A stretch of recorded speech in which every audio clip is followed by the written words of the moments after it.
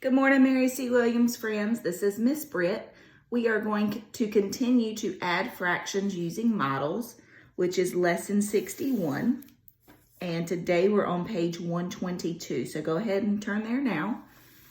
With me, you are going to do number 6 and number 7. And then independently, you are going to do number 8, number 9, and number 10. And I went on ahead and set up my area models so that I wouldn't have to draw them while you waited. And I also wrote the word simplify here because I want you to simplify this answer when you are done as your final answer. All right, so let's get started. So we know that when adding fractions, we keep the denominator the what? Perfect, the same. So if this is 6 and this is 6, then we are allowed to add. And so our denominator is going to also be perfect, 6. Now I went on ahead and I drew 6 and then I drew the one whole so you could see how it relates to the one whole, just like what they did up here. So this is the one whole and this is how it relates. All right. Now we've got 1 plus 2 is perfect, 3/6. Now I'm going to use 2 different highlighters to show my work on the area model. There's 1/6 plus 2/6, and I get 3/6, which is perfect. Now I know that 3 and 6 have something in common. So I know that I am supposed to simplify. So I'm going to go ahead and I'm going to write the factors of 3, 1 and 3, and the factors of 6, 1 times 6 and 2 times 3. Perfect. Now I find something they have in common, the greatest common factor. There it is right there. And what do I do with that? To simplify this, what do I do with that number? Perfect. I divide.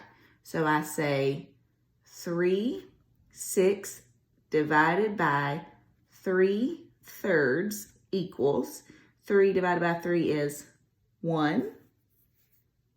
6 divided by 3 is 2. So simplified, my answer is actually 1/2. And that makes sense because when I look at the model, I can see that 3/6 takes up about half or exactly half of the whole. All right, perfect. So this answer could be simplified, so I simplified it.